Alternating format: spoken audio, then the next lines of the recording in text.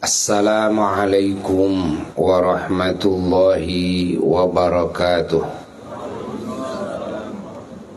Bismillahirrahmanirrahim. Nastaftihu bihil khairati warrahmati wal barakati wal futuhati wal munuhati wal imdadat wal anwar wal asrar ar-rabbaniyah wal ridwana wal ghufrana wal nasra wal sitra wal yusra wal ijabata wal qubul wa syafa'at ar-rasul sallallahu alaihi wasallam sallallahu alaihi wa alihi wasallam. Wassalamata wassa'adata wal karamata fid dini wad dunya wal akhirah. Wassalaha wal falah wan najah wal hidayah wat taufiq wa tulal umri fis sihhati wal afiyati was sururi wal hubur wa ta'ah.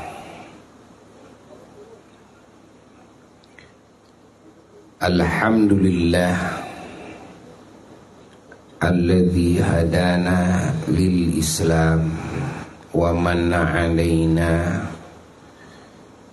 biwujudi sayyidil anam sayyidina wa nabiyina wa habibina wa syafi'ina wa maulana Muhammadin khairi hadin wa khairi imam. Allahumma salli wa sallim wa barik ala sayyidina Muhammad. Allahumma salli wa sallim wa barik ala sayyidina Muhammad. Allahumma salli wa sallim wa barik ala sayyidina Muhammad wa ala alihi wa sahbihi wa sallim. Amma ba'du fa ya ibadallah usikum wa nafsi bitaqwallah faqad fazal muttaqun. Yaqulullahu tabaraka wa ta'ala fi suratil anbiya. A'udzu billahi minasy syaithanir rajim. Bismillahirrahmanirrahim. Wa ma arsalnaka illa rahmatan lil alamin. Wa qala ta'ala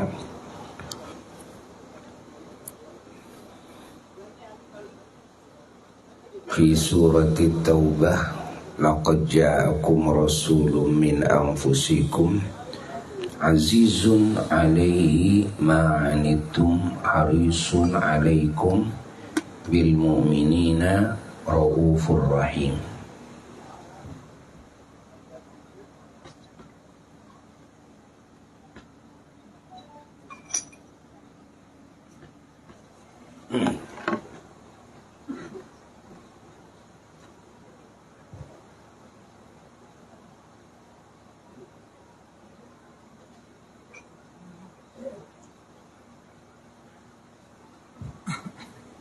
Fa'in tawallaw faqul hasbiyallahu la ilaha illa huwa alaihi tawakkaltu wa huwa rabbul arsyil azim. Sadaqallahul aliyyul azim.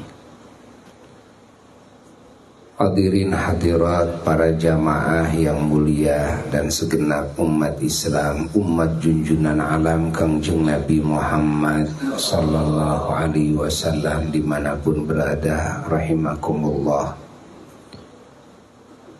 Alhamdulillah kita di saat ijabah ini berkumpul bersama-sama dalam majelis yang agung dengan niat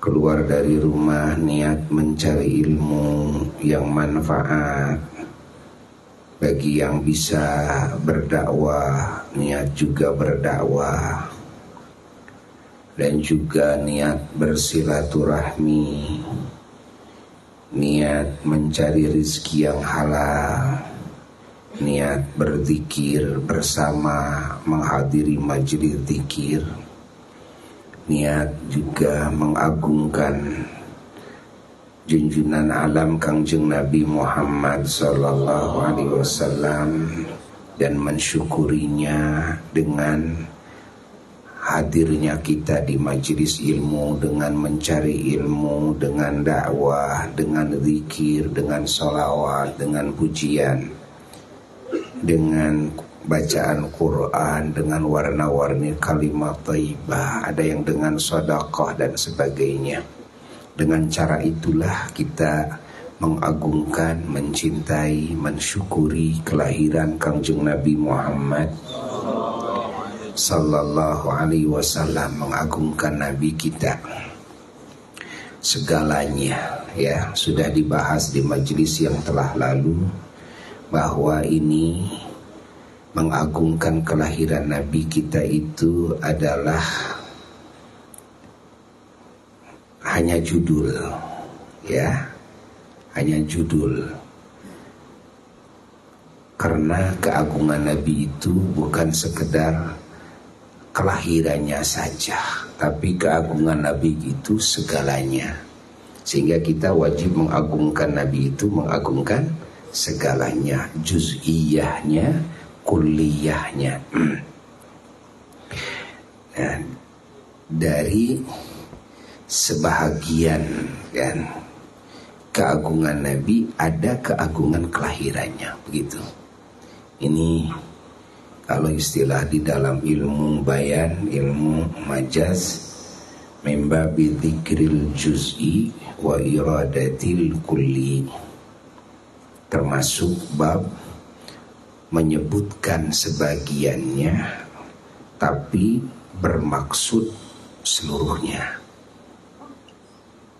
Ya, ini namanya majaz mursal.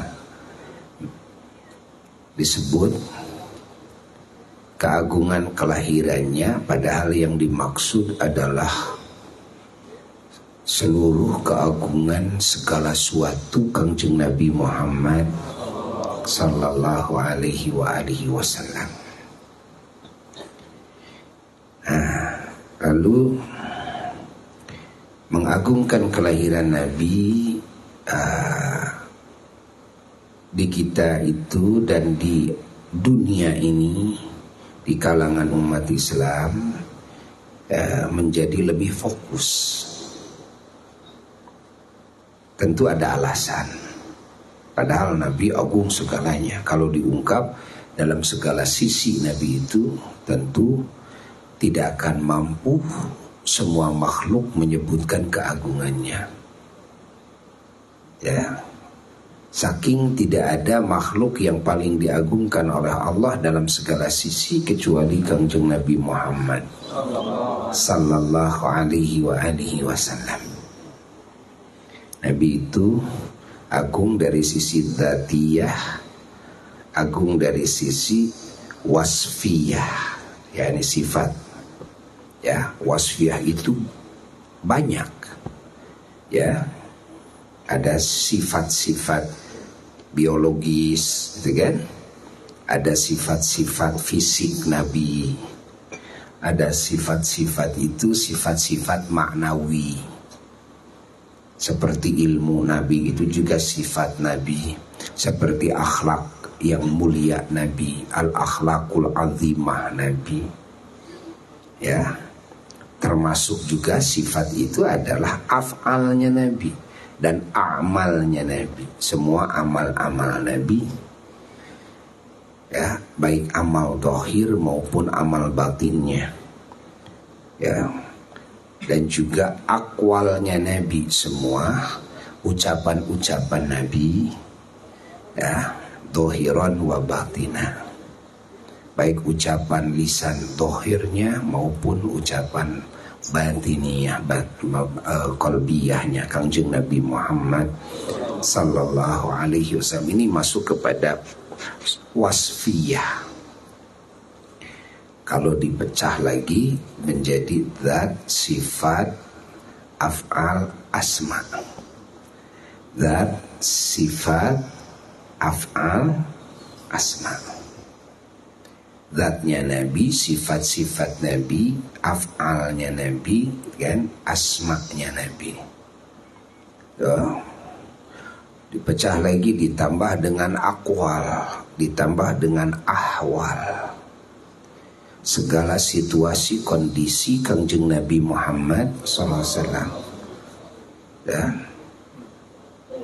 termasuk adat-adatnya Kangjeng Nabi Muhammad SAW. Adatnya saja semua diridhoi Allah. Sehingga kalau kita mengikuti adat Nabi, kita dapat pahala. Ya, niat mengikuti adat Nabi, jadi dapat pahala bagi kita. Saking agungnya adat Kangjeng Nabi Muhammad sallallahu alaihi wasallam. Apa saja kebiasaan Nabi apa? Bagaimana cara duduk Nabi, bagaimana cara Nabi jalan, bagaimana cara Nabi berbicara, bagaimana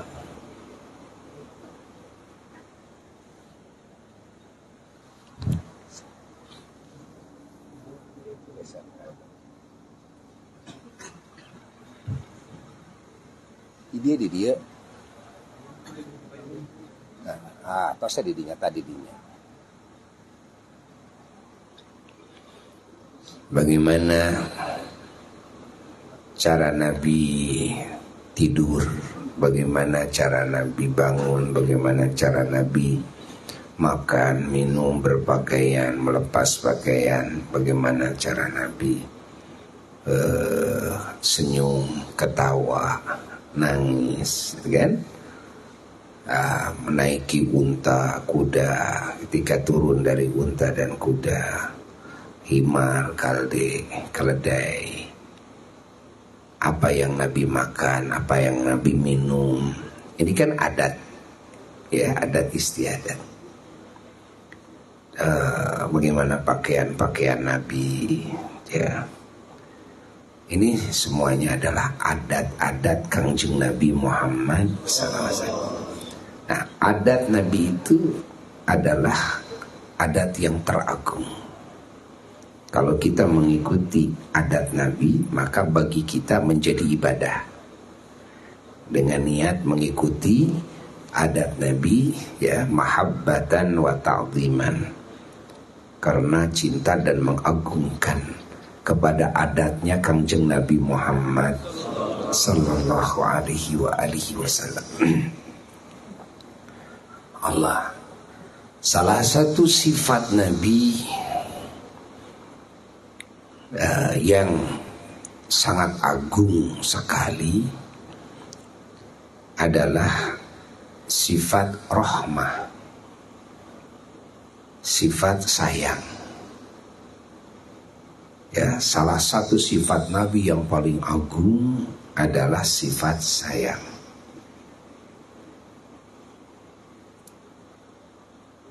Sifat sayang yang Allah ciptakan pada diri Kangjeng Nabi Muhammad sallallahu alaihi wasallam itu immas rahmatun qalbiyatun. Jadi sayang Nabi yang bangsa hati. Tapi Nabi itu segalanya rahmatun. Jasad Nabi menjadi rahmat, pakaiannya jadi rahmat, ya kan? Jasadnya, ya jasadnya. Dan bukan dalam hati Nabi. Ilmunya rahmat, amalnya rahmat, niatnya rahmat, akhlaknya rahmat, ucapannya rahmat. Kalau kita semuanya mengambil ilmu Nabi, maka rahmat Nabi bersemayam pada diri kita. Itu sudah bisa selamat dari api neraka. Itu sudah bisa masuk surga. Karena apa? Ada ilmu Nabi pada dada kita. Itu bagian dari rahmatnya Kangjeng Nabi Muhammad. Kalau kita menanamkan niat yang diajarkan oleh Nabi, kan? Kalau kita berakhlak, akhlaknya Nabi. Kalau kita beramal, amalnya Nabi. kalau kita berucap, ucapan yang diucapkan oleh kita adalah yang diucapkan oleh Nabi Sallallahu Alaihi Wasallam, itu ya, adalah rahmat Nabi yang bersemayam pada diri kita. Dengan itu kita bisa mulia, dengan itu kita bisa mendapatkan ridhonya Allah. Gara-gara ada apa? Ada sesuatu yang ada pada diri Nabi ada di kita, ya. Itu hebatnya Kangjeng Nabi Muhammad Sallallahu Alaihi Wasallam, ya. Jadi Nabi itu rahmatnya itu apanya sih yang menjadi rahmat? Ada rahmat qalbiyah yang bahasa hati itu, kan? Kasih sayang Nabi. Ada rahmat itu adalah dzatiyah Nabi, wasfiyah Nabi. Dzatiyahnya Nabi rahmat, sifat-sifatnya Nabi rahmat. Termasuk af'al Nabi rahmat, semua perbuatan Nabi rahmat, amal-amal Nabi rahmat, akhlak Nabi rahmat, ahwal Nabi rahmat. Ya, ini segala gerak-gerik Kangjeng Nabi Muhammad sallallahu alaihi wasallam dan ucapan-ucapan Nabi rahmat. Semuanya. Lalu segala yang dekat dengan Nabi, yang nempel pada jasad Nabi, yang ada intisab, yakni ada nisbah, ya, dengan Nabi, semuanya menjadi rahmat. Mekah jadi rahmat, Madinah jadi rahmat, subhanallah. Itu pakaian Nabi, ya, sallallahu alaihi wasallam,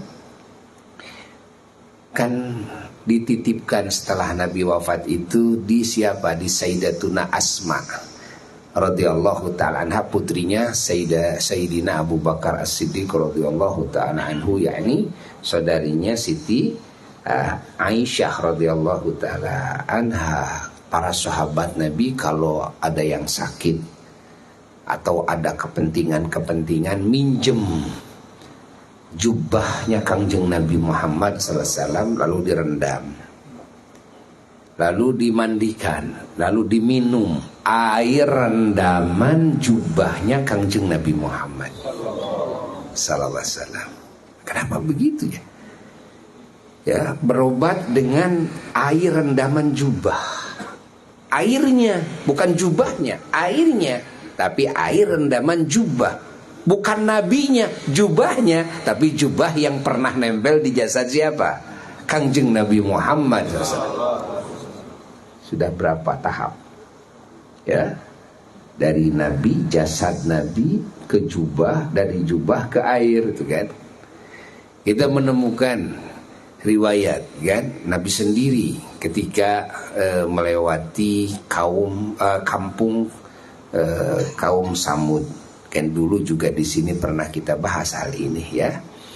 Nah, diulang.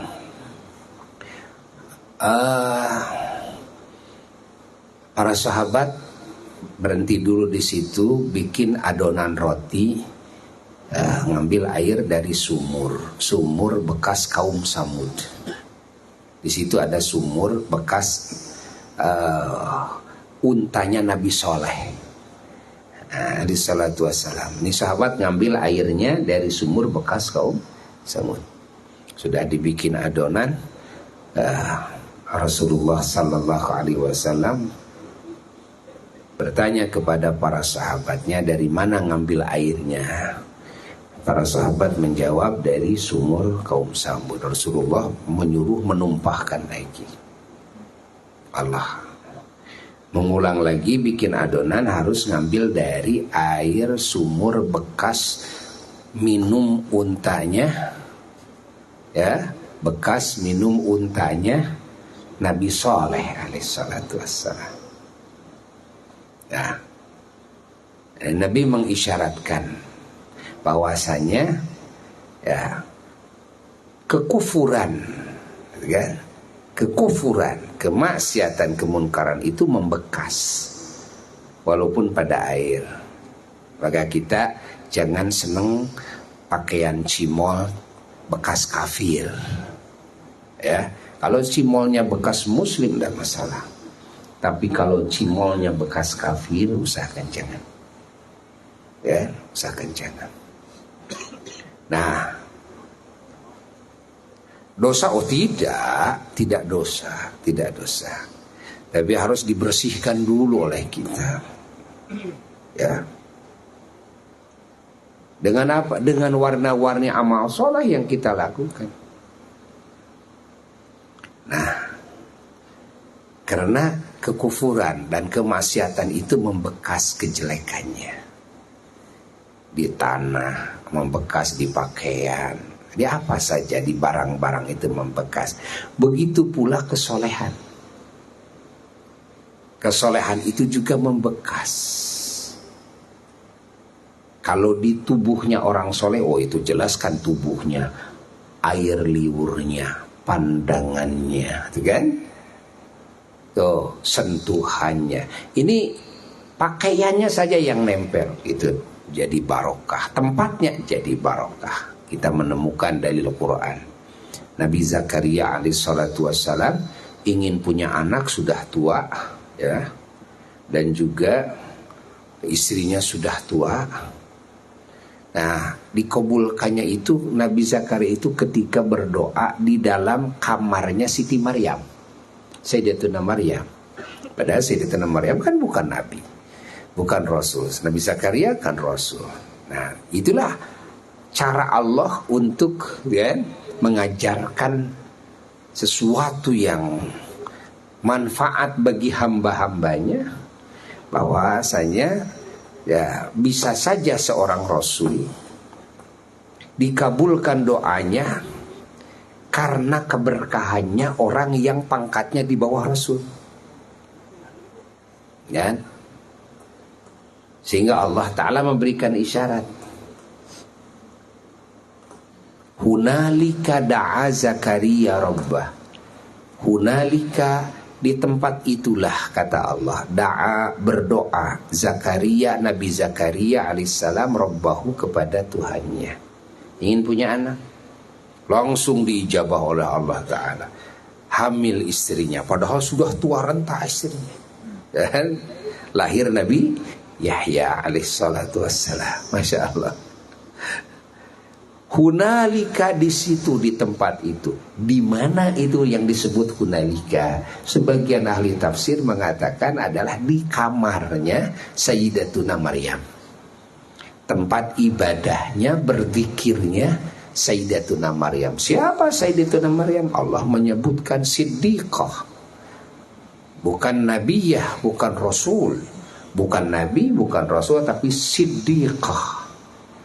Siddiqah itu kalau laki-laki ya siddiq, seperti halnya Sayyidina Abu Bakar as-siddiq, kan? Kalau banyak ya siddiqin, para siddiqin. Dan di umat Kanjeng Nabi Muhammad SAW, para siddiqin itu banyak sekali, ya. Para siddiqin itu orang-orang yang siddiq, ya, yang amat jujur kepada Tuhannya, amat jujur kepada Allah Jalla Jalaluhu wahdah. Itu para siddiqin, ya, ini para aulia-aulia Allah, itu para siddiqin. Nah, hunalika, di situ, ya, artinya tempat ibadah seseorang itu jadi penuh barokah, dihadiri oleh malaikat. Kalau kita berdoa di situ, duduk di tempat itu, ya, dengan niat ngambil barokah, hasil. Kalau kita berdoa kepada Allah di tempat ibadahnya orang soleh, ya, dengan tawassul, dengan keagungan tempat ibadahnya orang soleh, maka kita bisa dikabulkan doa oleh Allah. Bahkan para aulia, termasuk Imam Abdullah bin Alwi al-Haddad radhiyallahu ta'ala anhu, juga menjelaskan bahwasanya tempat ibadahnya seseorang itu lebih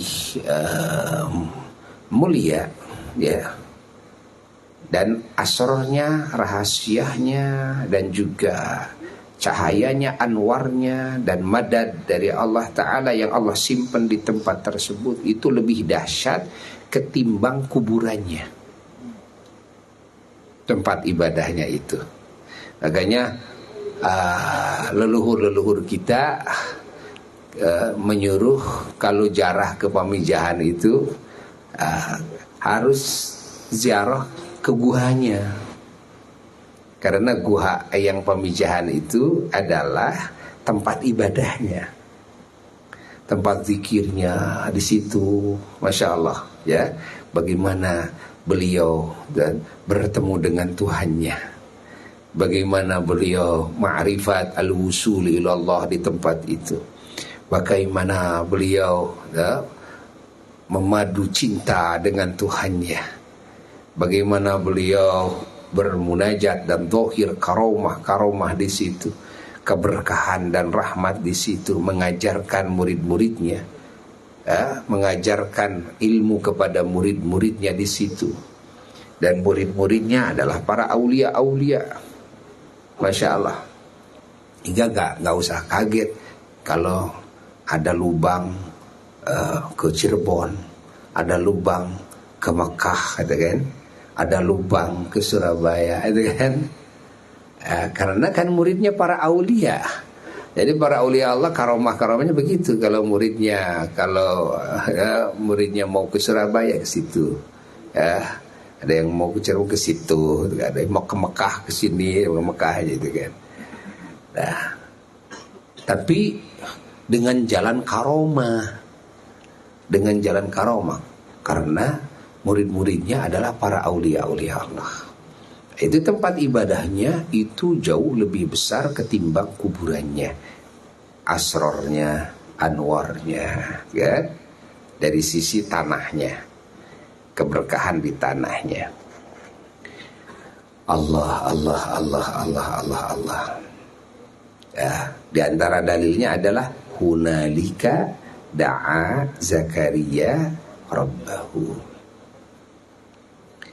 Nah, kita tahu juga bagaimana Nabi Yusuf alaihissalatu wassalam gamisnya, ya, dititipkan kepada saudara-saudaranya agar dikibaskan ke wajah ayahnya, yakni Nabi Yakub alaihissalatu wassalam, yang tadinya buta jadi melihat. Bahkan Nabi Yusuf menjamin ya, menjamin, beliau memastikan kalau sudah dikibaskan, memastikan pasti akan melihat, kata beliau. Ya.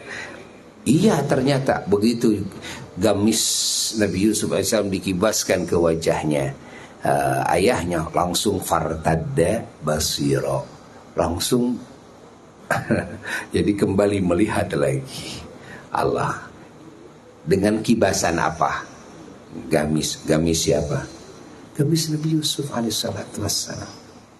Maka Al-Imam Syafi'i radhiyallahu ta'ala anhu pernah beliau mandi dengan air rendaman gamis muridnya sendiri, yaitu Al-Imam Ahmad bin Hanbal, Imam Hambali, ya, mandikan.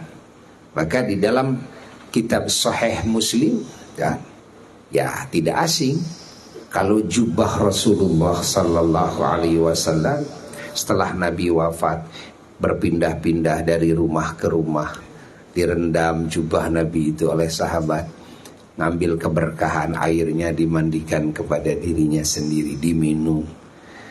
Allah, Allah, Allah, Allah, Allah. Nah, leluhur kita suka ada budaya mandiin keris dulu itu kan, suka ada kan.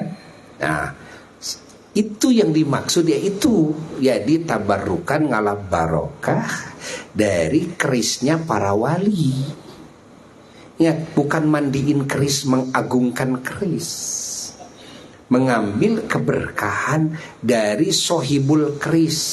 Yang punya keris ini adalah wali-wali Allah, di mana keris itu selalu berada di tubuhnya wali Allah, dibawa berjuang, dibawa berzikir kemana-mana kerisnya di masa hidupnya itu, ya, berjuang di jalan Allah, hingga di kerisnya bersemayamlah keberkahan wali tersebut. Lalu kerisnya diambil keberkahannya lagi, rendamlah kerisnya, lalu airnya mandikan oleh kita dengan niat tabarrukan, ngambil keberkahan dari siapa? Tuh, dari sahibul kerisnya, wali-wali Allah. Bukan semata-mata memandikan kering, enggak. Makanya jangan suudzon. Kan? Yang suka mengejek atau menganggap musyrik itu kan Wahabi. Golongan kita jangan ikut-ikutan. Golongan Wahabi nganggapnya musyrik ini. Lah musyrik sahabat Nabi, lihat di dalam kitab Sahih Muslim itu kan, sahabat Nabi memandikan baju Nabi istilahnya. Kalau merendam baju Nabi, jubah Nabi, artinya apa? Ya memandikannya. Lalu airnya digunakan pakai mandi sahabat, diminum oleh sahabat. Apakah sahabat jadi musyrikin? Itu kan Nabi setelah wafat. Bagaimana Nabi semenjak hidup? Nabi semenjak hidup, lihat di dalam syarah Sahih Bukhari.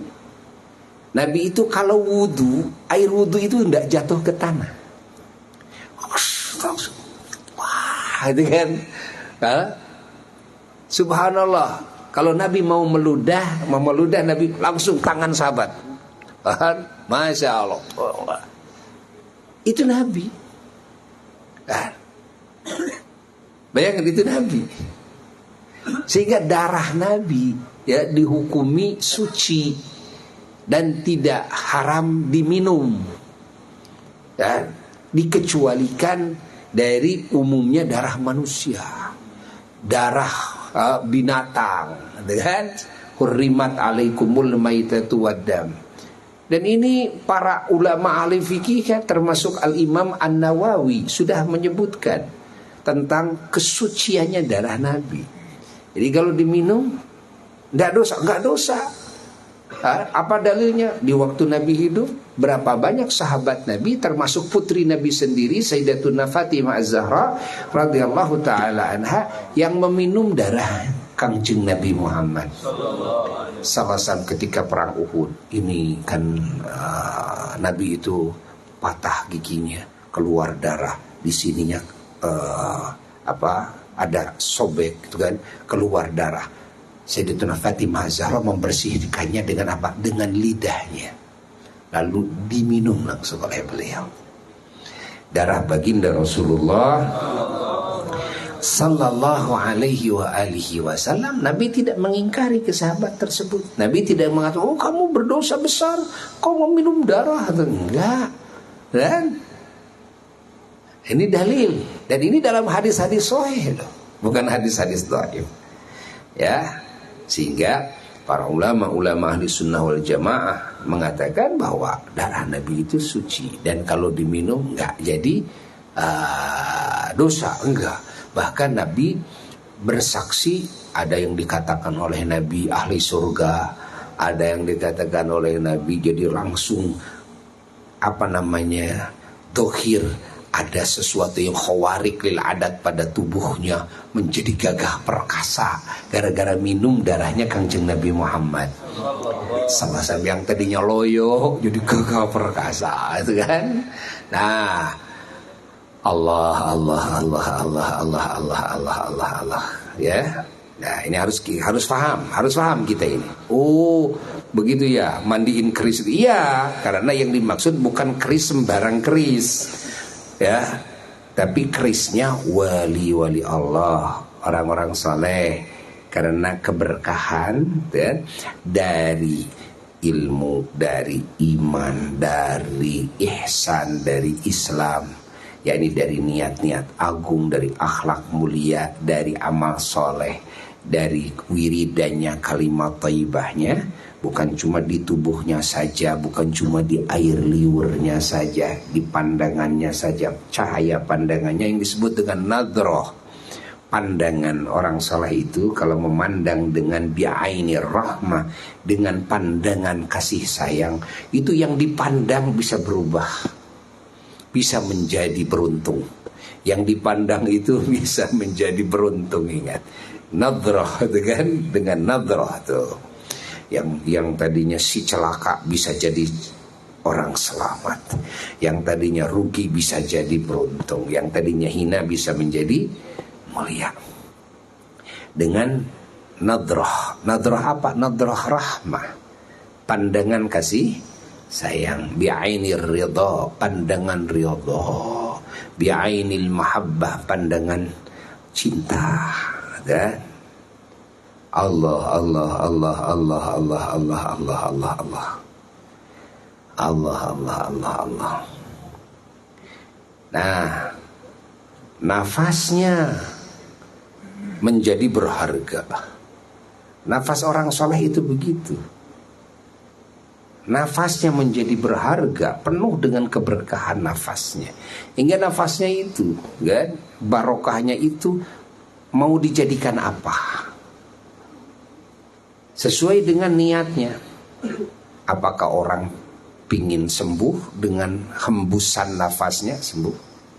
Apa orang ini yang hidup supaya mati bisa mati, yang sehat supaya sakit, yang sakit supaya sehat, yang mati supaya hidup, kan? Berapa banyak karomah wali-wali Allah, ya, dengan nadroh, dengan pandangannya, atau dengan hembusan nafasnya, itu kan ditiup, kan? Yang mati jadi hidup lagi. Bukankah kita mendengar banyak manakib para wali-wali Allah, kan? Ingat, kalau mukjizat para nabi udah jelas. Mukjizat para nabi udah jelas. Ini karomah wali-wali Allah banyak di kalangan para wali Allah umat Kangjeng Nabi Muhammad sallallahu alaihi wasallam, karena di nafasnya penuh dengan asrar ilahiyah, rahasia-rahasia ketuhanan di nafasnya itu, kan? Maka ketika para sahabat Nabi ada yang berobat kepada Nabi dengan apa? Dengan hembusan nafasnya, ditiup oleh Nabi. Ada dengan air liur Nabi, tafala, kan? Tafala artinya dengan percikan air liurnya, sehingga ada sumur yang asin, ya, diludahi Nabi, hanya sedikit saja berubah menjadi tawar, kan? Air liur Nabi, ketika ada sahabat Nabi, itu kan, yang ini robek matanya sebelah di waktu perang, sampai keluar oleh Nabi, diludahin, diusap dengan tangan Nabi, berubah saat itu juga, yang robek kembali normal dan menjadi mata yang terindah di kalangan sahabat, tapi cuma sebelah. Saat itu juga usapan tangan Nabi, usapan tangan Nabi, ya. Sehingga Al-Imam Yusuf bin Ismail An-Nabhani, beliau mengijazahkan satu doa, ya, yaitu amrartu kaffan sabbahat fihal hasa wa arwatil jaisha bima'in hamiri ala ma'ashi wa ma'adi wa ala dzurriyyati wa batini wa dhahiri. Itu yang mengijazahkannya Imam Yusuf bin Ismail An-Nabhani, ya. Dan semua ijazahnya diijazahkan kepada ama yang rende ijazahkan semua mu'alafatnya kepada apa. Dulu itu apa Walidi mengijazahkan kepada Buya, ya. Sebagian ulama ada yang merubah jadi diimlal, ya. Amrortu jadi amroitu, ya. Amlal itu jadi amlai itu biasa di dalam ilmu Arabiyah. Asalnya amrortu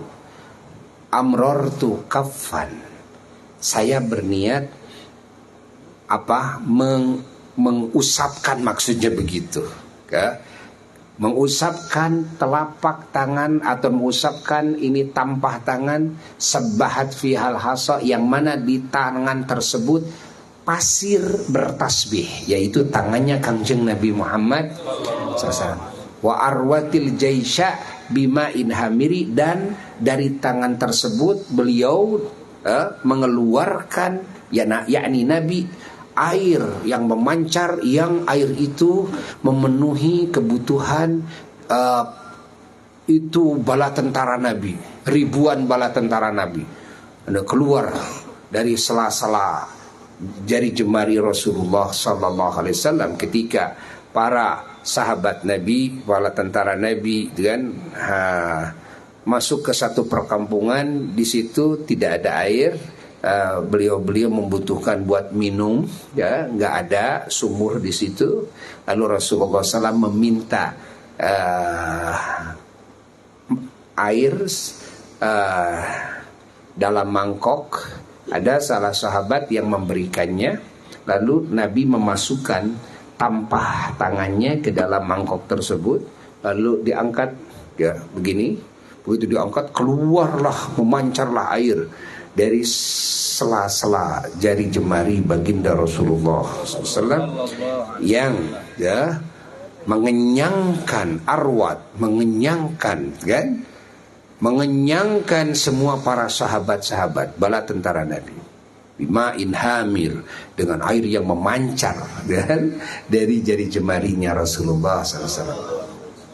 Terus ala ma'ashi, saya berniat mengusapkan tangan tersebut ala ma'ashi, kepada kehidupan saya.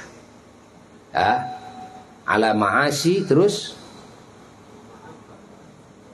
wa ma'adi, dan kepada kematian saya dan akhirat saya. Ma'ad kan? Kalau ma'ashi yakni kehidupan di dunia saya, ma'adi nanti kehidupan di akhirat saya. Ma'adi dikubur di akhirat, itu kan. Terus wa'ala ma'ashi wa ma'adi wa'ala ulangi, ala ma'ashi wa ma'adi wa'ala dzurriyyati, dan kepada semua keturunanku aku usapkan tangan itu. Allah. Terus benar? Ala ma'ashi wa ma'adi wa ala dzurriyyati. Benar? Dzurriyyati wa batini wa dhahiri, dan kepada alam batinku. Wa dhahiri, dan kepada dhahirku. Subhanallah. Kita niat mengusapkan tangan Kanjeng Nabi Muhammad SAW. Itu doanya. Harus diniatkan itu. Kalau baca doa itu harus diniatkan. Lalu setelah baca itu, usapkanlah tangan kita dengan niat mengusapkan tangannya Kanjeng Nabi Muhammad SAW. Itu mustajab tuh. Ya, kita akan dapat barokah dari tangannya Kanjeng Nabi Muhammad Sallallahu Alaihi Wasallam. Jadi kadang Nabi mengobati itu dengan hembusan, ya, nafasnya, ya, tiupannya, dengan air liurnya, dengan usap, dengan pandang, ya kan? Kadang tanpa diusap, tanpa dipandang, macam-macam cara. Memang begitulah Nabi mengajarkan kepada kita semuanya. Jadi tidak heran kalau dalam ajaran Islam ada istilah minta doa dengan air, ya, minta pingin diusap oleh orang-orang soleh, yang pingin diusap kepalanya, pingin diusap tubuhnya, itu kan sama orang-orang soleh. Karena tangan orang-orang soleh memang penuh dengan keberkahan, kan? Jangankan tangannya, pakaiannya saja penuh dengan keberkahan, gitu kan? Tempatnya penuh dengan keberkahan. Kalau duduk dekat orang soleh, kata hadis bagaimana? Orang yang duduk dekat dengan orang soleh, dia bisa sembuh loh penyakit hatinya. Karena gara-gara duduk dekat orang, baru dekat, bukan bersentuhan. Baru dekat aja duduk dengan orang soleh, subhanallah. Itulah orang soleh, kan? Karena orang soleh hatinya hubungannya dengan Rabbul Alamin, hatinya hubungannya dengan Rasulullah Sallallahu Alaihi Wasallam. Di jiwanya, di raganya bersemayam rahmatnya Kanjeng Nabi Muhammad. Bagian dari rahmat Kanjeng Nabi Muhammad adalah ajaran Nabi Muhammad. Tapi bukan semata-mata ajarannya saja. Nabi Muhammad itu rahmatnya juga adalah doanya rahmat. Kalau Nabi mendoakan kita, kita bisa jadi selamat gara-gara doa Nabi. Ya, ingat, kita bisa menjadi ahli surga gara-gara doa Nabi. Kita bisa diampuni dosa gara-gara doa Nabi. Kita bisa menjadi mulia gara-gara doa Nabi. Kan? Dan doa Nabi beda lagi dengan ajaran Nabi yang kita lakukan. Dan doa Nabi bisa lebih mahal daripada amal kita. Walaupun kita niatnya mengamalkan amalan Nabi, ya, tapi kan namanya kita tidak dijamin sesuai dengan apa yang dikehendaki oleh Allah, oleh Nabi. Sehingga amal ini bisa ditolak juga oleh Allah, walaupun dohirnya ini amalan-amalan Nabi, ketika tidak memenuhi kriteria, ya, syaratnya, rukunnya. Makanya ada syarat, ada rukunnya, gitu kan, dalam ibadah itu. Artinya tidak sembarang ibadah yang bisa diterima itu. Enggak. Ada syaratnya, ada rukunnya, ada ilmunya. Tuh, tapi kalau doa Nabi sudah jelas, sudah pasti. Kalau doa Nabi, kan? Ketika Nabi mendoakan, ketika Nabi memberikan syafaat itu pembelaan. Pembelaan itu cara Nabi membela kita. Itu urusan Nabi dengan cara-cara Nabi. Itu jauh lebih mahal daripada amal kita. Ya, maka kita harus mengharapkan doanya, ridhonya, kasih sayangnya, perhatiannya, syafaatnya Kanjeng Nabi Muhammad SAW. Yang dimaksud rahmat dari Nabi itu segalanya rahmat. Jasadnya rahmat, sampai pakaiannya juga rahmat, tempatnya juga rahmat, hari kelahirannya juga rahmat. Subhanallah. Sehingga hari Senin adalah hari yang sunnah kita saumi setiap hari Senin. Siapa yang saum tiap hari Senin? Siapa yang saum di hari Senin? Masya Allah, ya, dapat pahala dari Allah, dapat jaminan surga dari Allah. Ada apa dengan hari Senin? Kan? Hari Senin itu penuh dengan keberkahan. Kalau kita muliakan hari Senin itu dengan saum, maka kita akan mendapatkan karunia yang besar dari Allah. Emang ada apa dengan hari Senin? Di hari Senin itu dulu konon, gitu kan, Kanjeng Nabi Muhammad SAW dilahirkan. Gara-gara hari itu digunakan oleh Allah untuk mendohirkan kekasihnya dari rahim ibunya ke alam dunia. Maka hari Senin yang tadinya tidak ada nilainya menjadi bernilai tinggi di sisi Allah. Harinya, kan, bukan kelahirannya. Nah, hari ini jadi agung gara-gara kelahirannya, kan? Allah. Lah bagaimana yang dilahirkannya? Harinya saja sudah agung kok, tempat kelahirannya agung kok, ya, karena kelahirannya itu bagian dari keagungan yang dilahirkannya. yakni bagian dari keagungan Kanjeng Nabi Muhammad SAW. Apakah keagungan Nabi kita itu hanya pada kelahirannya saja? Oh tidak, kelahirannya hanya bagian. Gara-gara Nabi dilahirkan hari Senin, Senin jadi mulia. Gara-gara dilahirkannya di Mekah, Mekah jadi agung. Subhanallah. Keagungan tempat, keagungan waktu itu karena kelahiran. Kelahiran itu agung, padahal kelahiran itu juz'un, bagian dari deretan keagungan Kanjeng Nabi Muhammad sallallahu alaihi wa alihi wasallam. Nah, tapi di mana-mana sekarang lebih fokus kepada kelahirannya. Ada alasan tentunya, ya, diantaranya karena dohirnya di kalangan ahli dunia, ahli bumi ini, segala kebaikan termasuk hadirnya cahaya hidayah, ya, setelah bumi ini penuh dengan kegelapan, kesesatan, manusia dan bangsa jin tidak melihat lagi cahaya hidayah, ya, karena manusia dan bangsa jin sudah berpaling dari hidayah yang diajarkan oleh para rasul terdahulu. Kemusyrikan sudah merata, kekufuran merajalela. Nah, mulai lahir percikan hidayah lagi adalah setelah Nabi kita dilahirkan di muka bumi ini.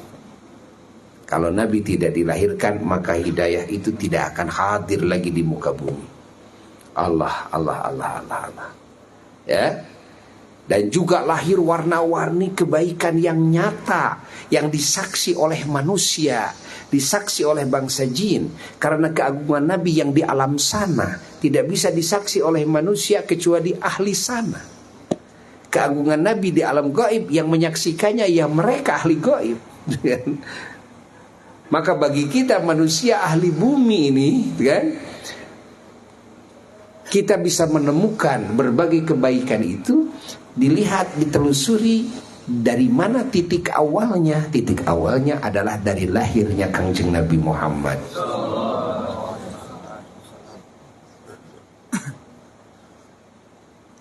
Allah. Itulah rahmatnya Kangjeng Nabi Muhammad sallallahu alaihi wasallam, sampai sahabat Nabi menjadi rahmat bagi yang lainnya. Keluarga Nabi jadi rahmat bagi yang lainnya. Karena ada intisab, ada nisbat, ya, ada kaitan erat dengan Nabi. Sampai umat Islam ini menjadi rahmat bagi yang lainnya. Amalan muslim jadi rahmat bagi yang lainnya, hatta bagi alam semesta. Amal muslim itu begitu, ya, sampai tembus ke langit, tembus ke aras. Alam langit jadi dapat barokah, aras jadi dapat barokah. Dari apa? Dari amalnya muslim. Padahal amalnya muslim itu adalah hanya bagian dari rahmatnya Kangjeng Nabi Muhammad sallallahu alaihi wasallam. Kalau manusia dan bangsa jin masuk surga, itu karena rahmatnya Kangjeng Nabi Muhammad. Kalau semua manusia dan bangsa jin selamat dari api neraka, karena di dirinya ada rahmat Kangjeng Nabi Muhammad. Kalau alam semesta ini mendapatkan barokah dari amal Bani Adam, bangsa jin yang beramal soleh, kan? Itu semuanya karena rahmatnya Kangjeng Nabi Muhammad. Jadi ada rahmat dari sisi ajaran Nabi, ilmu dan sebagainya. Ada rahmat dari sisi doa Nabi, dari sisi syafaatnya Kangjeng Nabi Muhammad SAW. Ada dari sisi jasadnya Nabi, ya. Ada dari sisi sifat-sifat Nabi, af'al Nabi, ahwal Nabi, ucapan Nabi. Dari sisi nurnya Kangjeng Nabi Muhammad SAW. Nah, Nabi mah segalanya rahmat. Maka Allah menyebutkan wa ma arsalnaka illa rahmatan lil alamin. Tidaklah kami mengutus engkau, yakni engkau itu adalah habibi wa rasuli, kekasihku dan rasulku, yakni sayyidina wa maulana Muhammad sallallahu alaihi wasallam, illa rahmatan, kecuali rahmat, lil alamina, bagi semua alam semesta. Apa arti alam semesta? Alam semesta itu selain Allah namanya alam. Selain Allah namanya alam. Lalu ada pertanyaan, bukankah iblis dan setan juga bagian dari alam? Ya. Kafir pun bagian dari alam. Ahli maksiat pun bagian dari alam. Maka semuanya dapat rahmat dari Kangjeng Nabi Muhammad sallallahu alaihi wasallam. Hatta setan iblis. Apa buktinya rahmat dari Nabi kita? Buktinya rahmat dari Nabi kita adalah mereka terjaga dari siksaan Allah sebelum kiamat. Itu bagi setan iblis. Bagi orang-orang yang kafir, ingat, mereka terjaga dari siksa Allah Ta'ala sebelum mati. Bagi ahli maksiat yang beriman, walaupun imannya sebiji sawi, gitu kan, mereka masih punya harapan bisa selamat walaupun matinya membawa dosa besar. Allah dari rahmatnya baginda Rasulullah SAW, Rasul mengatakan, syafaati li ahlil kabairi min ummati, syafaatku aku canangkan bagi semua ahli dosa-dosa besar daripada umatku. Kan ini dulu sudah dibahas juga di sini, ya, makna ini. Oh, tukang dosa-dosa besar daripada umatku, ya Allah, ya, masya Allah. Bukan syafaat bagi orang-orang soleh. Kenapa? Kata orang Sunda bahasanya kadong dora. Bisa melaan nu soleh maka dong dora aja. Tuh hebat. Gak ada hebatnya kalau Nabi Muhammad bisa membela orang-orang soleh. Apa hebatnya? Justru hebatnya kedudukan wewenang yang Allah berikan kepada Nabi kita bisa membela yang lain adalah ketika bisa memasukkan ke surga tanpa diproses dulu, dan yang dimasukkan jumlahnya banyak sekali, bermiliar-miliar, dan yang dimasukkan itu adalah tukang-tukang dosa besar, baru cebes hebat itu kan. Kalau memasukkan satu orang saja belum begitu hebat. Yang dimasukkan orang soleh, itu apa artinya, kadong dora gitu kan. Ini mah udah tukang maksiat, tukang dosa-dosa besar, jumlahnya juga banyak, malah dimasukkan ke surganya tanpa diproses lagi. Allah, baru ini apa? Dubes, tonghes, daun cenah, dubes itu, angkat jempol naoge, mun boga 1 juta, 1 juta anak diangkat. Baru hebat ini. Itu keunggulan Kangjeng Nabi Muhammad SAW di situ, ya, di situ, masya Allah. Pokoknya asal ada iman. Malah keunggulan Nabi kita itu memberikan syafaat, itu bagian dari rahmat Nabi. Orang kafir langgeng di nerakanya, kan? Itu seperti yang terjadi kepada Abu Lahab, di mana semua nabi tidak ada yang bisa membela orang kafir. La yukhaffafu anhumul azab. Sudah ada ketetapan dari Allah, tidak akan diringankan siksaannya. Tapi kan ini jalurnya syafaat, kebijakan yang Allah berikan kepada kekasihnya teragung Sayyiduna wa Maulana Muhammad SAW. Abu Lahab bisa diberhentikan tiap hari Senin,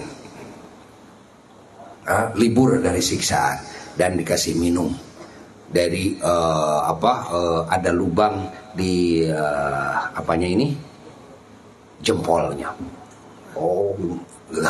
Gitu kan, minum setiap hari Senin, berhenti. Gara-gara apa? Nabi syafaati gara-gara dia merasa bahagia atas lahirnya Kangjeng Nabi Muhammad Sallallahu Alaihi Wasallam. Padahal dia nggak tahu bahwa itu bakal calon seorang Rasul, nggak tahu. Bahkan sudah menjadi Rasul saja dia nggak iman, dan dia membenci Nabi, kan? Bahkan sampai turun cacian dari Allah, tabbat yada abi lahab wa tab. Matinya juga dalam keadaan kekufuran, masya Allah.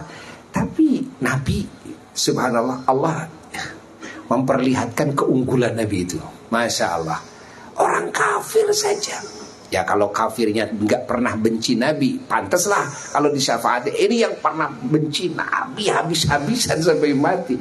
Nabi, Allah membayar kebaikan orang ini karena dulu pernah merasa bahagia, karena beliau dilahirkan. Nah, dibayar oleh Nabi. Apa? Ringankan setiap hari Senin dari siksaannya. Hari Senin, hari dilahirkannya beliau. Ini kan diriwayatkan oleh Imam Bukhari, dan dulu juga di sini pernah dibahas hal ini. Anu pohon itu yang mana? Hari boya mah ingat, musim kehalangan kuribuan jadwal ingat. Alhamdulillahirabbil alamin. Nah, ini mana rahmatan lil alamin. Rahmatan lil alamin. Sampai setan aja, kalau Nabi tidak menghalanginya dengan kasih sayangnya, maka setiap orang yang kafir, orang yang maksiat, saat itu juga akan dibakar oleh Allah Subhanahu wa Ta'ala. Tapi setan, iblis, dia bagaimana menyesatkan manusia dan menyesatkan bangsa jin di mana-mana. Bukan cuma dia membangkang, bukan cuma dia melakukan maksiat-maksiat, tapi dia menggoda manusia dan menggoda bangsa jin agar sesat seperti mereka. Tapi dia aman-aman saja dari siksaan, dibiarkan. Itulah yang menjaganya adalah kasih sayangnya baginda Rasulullah Sallallahu Alaihi Wasallam. Masya Allah. Dan sukses dibuktikan oleh Allah dari kasih sayang Nabi. Ada satu setan yang Islam di tangan Kangjeng Nabi Muhammad, seperti dalam hadis sahih, kan? Hanya satu, yaitu setan Korin, yang selalu cek urang mah nu ngawalangket Korin teh lah. Memang tugasnya seperti itu.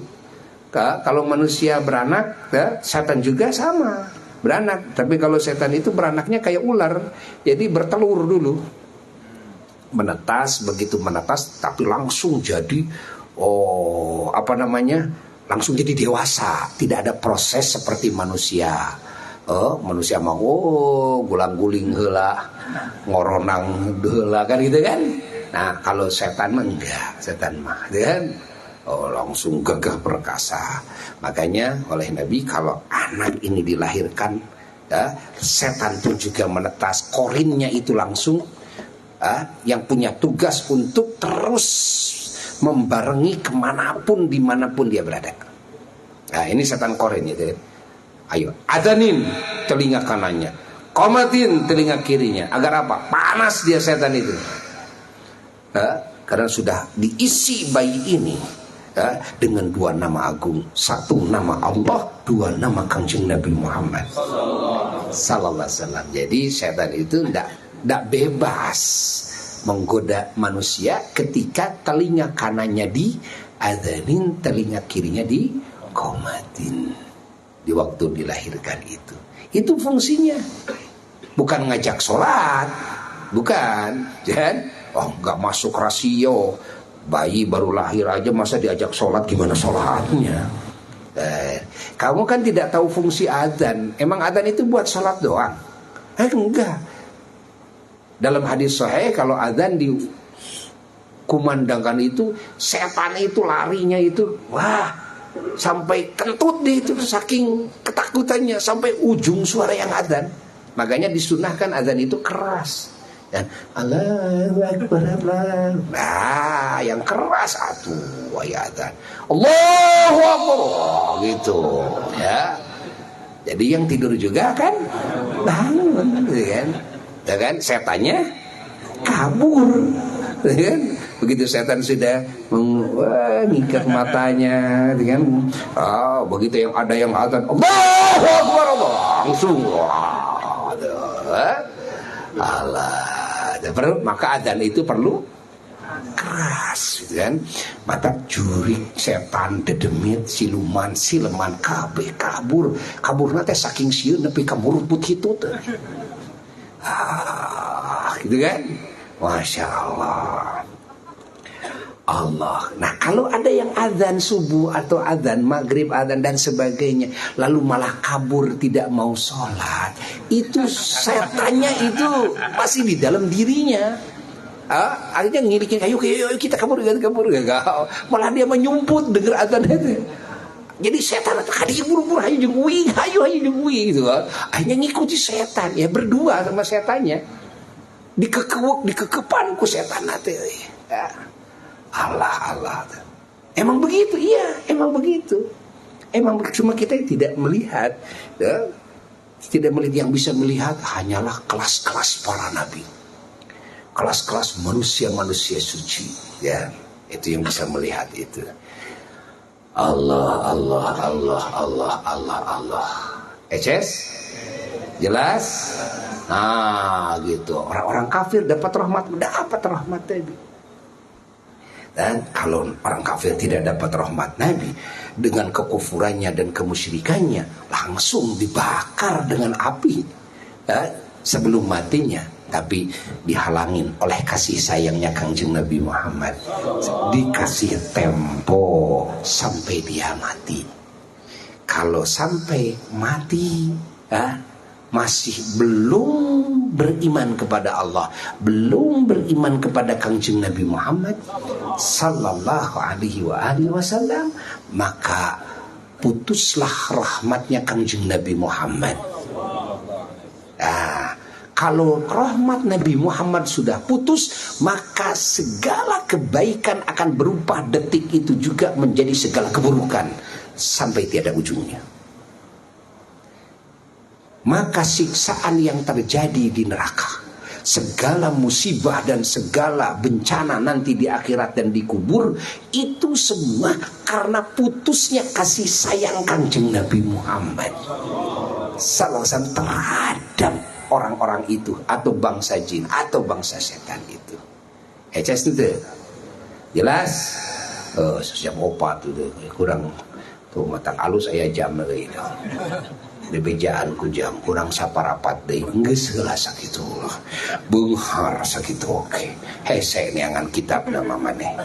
Geus mah teu boga kata mah teu bisa maca na. Gitu kan? Geus bisa maca teh kuled di otakna teh. Geus lah maneh mah tinggal di wawalan we di wawalan. Ame dah. Tapi kaharti eta kaharti. Geus ngaji masal kaharti cekal kudu cekal deleg gitu kan. Cekal deleg teh cekal bogo ya, nyekal bogo mau mal bisa langsung kieu mal bisa kudu bener-bener make tenaga gitu kan. Namun teu bener-bener gitu kan wah loncat. Nah kitu bisa leungit deui ilmu teh matak ari kana ilmu kudu cekal deleg gitu kan. Eces alhamdulillahirabbil alamin. Allahumma salli ala habibika sayyidina Muhammad wa ala alihi wa sahbihi wa sallim wa anjim wa karamat tabi'in wa tabi'in min ihsanihi amin ya rabbal alamin. Allahumma inna qad hadarna qira'atan maulid nabiyikal karim fa'afid alaina bi barakatihi libas al-izz wa takrim wa askina bi jiwari fi dari na'im na'imna fil jannah bi na'imil muqim. Allahumma inna nas'aluka bi jahi hadzal nabil mustafa wa ali ahli siddiq wal wafa kullana mu'inan wa musyifa bawina min jannati gharafa warzuqna bi jahihi sallallahu indaka ya Allah qabulan wa izzan wa syarafa. Allahumma inna natawassalu ilaik bi nabiyikal mukhtar wa lil athar wa sabil akhyar ghafir 'anna dhunuba wal awzar ya Allah ya Allah ya Allah wahrusna min jami'il makhalif wal akhtar wajma' bainana wa bainahum fi daril qarar taqabbal minna ma qaddamna min as-sira amalina fil hilan wal israr warhamna bi rahmatika waghfir lana innaka antal ghafurur ghafar ya ghafar. Subhana rabbika rabbil izzati amma yasifun wa salamun alal mursalin walhamdulillahi rabbil alamin. Hadratun nabiy sallallahu alaihi wasallam. Al-Fatihah.